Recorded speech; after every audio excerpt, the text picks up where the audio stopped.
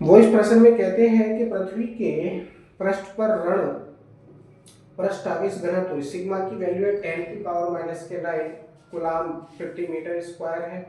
वायुमंडल के ऊपरी भाग तथा पृथ्वी के पृष्ठ के बीच 400 किलो वोल्ट विभवांतर ब्रैकेट में है नीचे के वायुमंडल की कम चालकता के कारण के परिणामतः पूरी पृथ्वी पर केवल 1800 एम्पीयर की धारा है।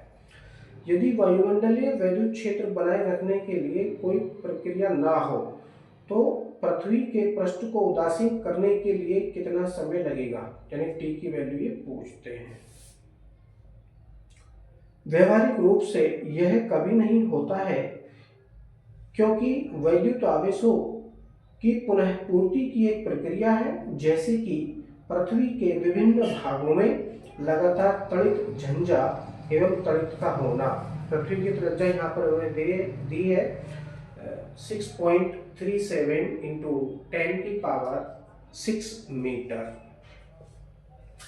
जो दे रखा है सबसे पहले उसको लिखेंगे। आवेश का पृष्ठ घनत्व तो यहाँ पर सिग्मा की वैल्यू उन्होंने दे रखी है, सिग्मा इक्वल टू 10⁻⁹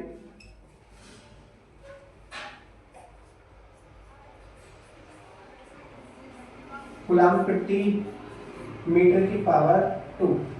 और यहाँ पर पृथ्वी की त्रिज्या दे रखी है उन्होंने आर ई से मैं इसको दर्शाता हूँ R equal to 6.37 into 10⁻6 metre.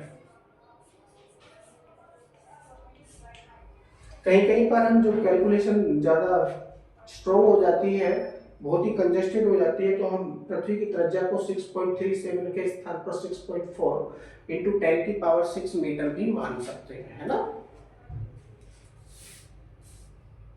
तो इतना वैल्यू डायरेक्ट किया है। आई इक्वल टू है 1800 एम्पियर, जो धारा है वो आई इक्वल टू कितना है 1800 एम्पियर है।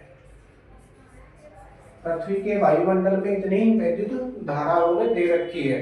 अब वो कहते हैं कि इसको उदासीन करने में कितना समय लगेगा। उदासीन करने का मतलब है धारा पूरी तरह खत्म करने में कितना समय लगेगा। सबसे पहले हम पृथ्वी का पृष्ठ क्षेत्रफल ज्ञात करेंगे। पृथ्वी का पृष्ठ क्षेत्रफल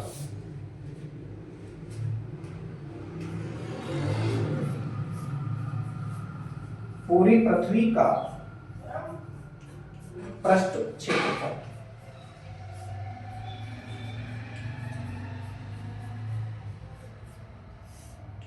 क्या हो जाएगा सूत्र, A इक्वल टू 4πr²।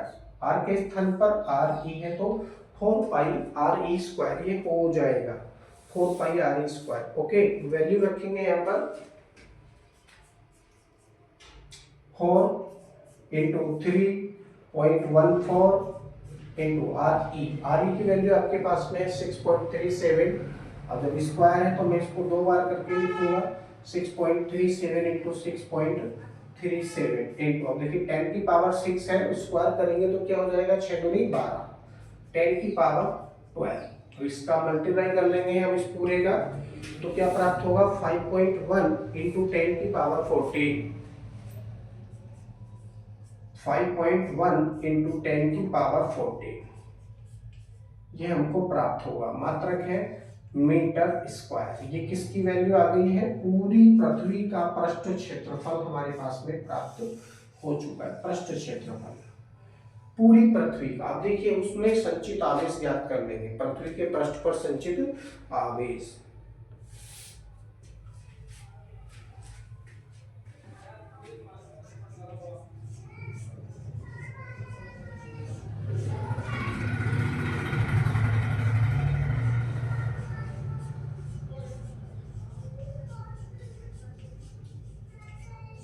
पृथ्वी पर संचित आवेश ज्ञात करेंगे। देखिए सूत्र क्या होता है, सिग्मा की वैल्यू अगर दे रखी है तो sigma equal to Q upon A, sigma equal to Q upon A, तो क्यू इक्वल टू क्या हो जाएगा सिग्मा इनटू ए हो जाएगा, Q equal to sigma into A. Value रखेंगे दोनों की। सिग्मा की वैल्यू आपके पास में है 10⁻⁹ इंटू, और इसकी वैल्यू है 5.1 1 इंटू 10 की पावर 14। अब देखो 10 की पावर कितना, माइनस के 9 है, 10 की पावर है 14, यानी 14 में से 9 जाएगा तो किसका बचेगा, प्लस का बचेगा, कितना 5। तो 5.1 इंटू 10 की पावर बचेगा प्लस का 5 कूलम। यानी पूरी पृथ्वी की जो सतह है उस पर कितना कूलम का आवेश संचित है, Q इक्वल टू 5.1 इंटू 10 की पावर 5 कूलम का आवेश संचित है। ठीक है, अब ग्लोब पर कुल आवेश हम याद कर लेते हैं Q equal to I T के द्वारा, और T की वैल्यू यहाँ से हम फाइंड कर लेंगे। इतने कूलम का आवेश संचित होगा पूरी पृथ्वी पर। अब वो हमसे इसमें और क्या पूछते थे, एक बार देख लेते हैं जरा। पृथ्वी को उदासीन करने में, है ना, पृथ्वी के पृष्ठ को उदासीन करने के लिए कितना समय लगेगा। ठीक है, तो लिखेंगे पृथ्वी के पृष्ठ को, जो पूछा है वही लिखेंगे, पृथ्वी के पृष्ठ को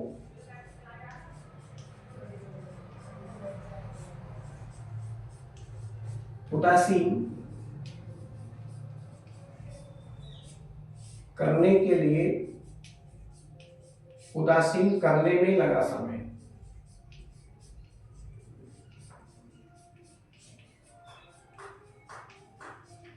लगा समय। देखिए सूत्र क्या होता है हमारे पास, Q equal to I T, Q equal to I T, तो इसी में हम आई टी का प्रयोग कर सकते हैं, Q equal to I T या Q equal to I T. तो T इक्वल टू क्या हो जाएगा, समय ज्ञात कर रहे हैं तो T equal to Q upon I हो जाएगा, Q अपॉन आई। ऊपर का मैं ये साफ कर देता हूं, इसकी यहाँ आवश्यकता नहीं है, केवल किसकी आवश्यकता है, T equal to Q upon I की आवश्यकता है। Q की वैल्यू आपके पास में है कितनी, 5.1 इंटू 10 की पावर 5 पूरे के बटे आई। आई की वैल्यू कितनी है, 1800 एम्पियर।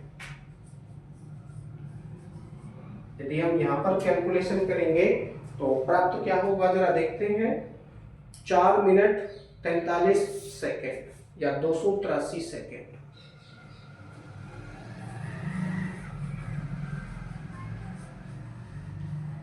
मतलब 283 सेकेंड में पृथ्वी का पृष्ठ उदासीन हो जाएगा। या करके आप देखिए T इक्वल टू, अब देखिए 283 को यदि हम 60 से डिवाइड करेंगे तो क्या प्राप्त होगा, 4 मिनट 43 सेकेंड।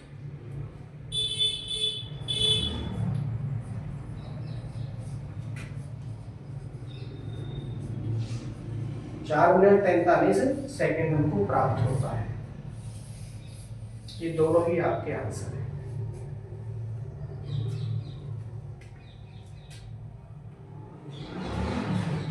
यहाँ आने के पश्चात ये प्रश्न आपका कंप्लीट हो जाता है।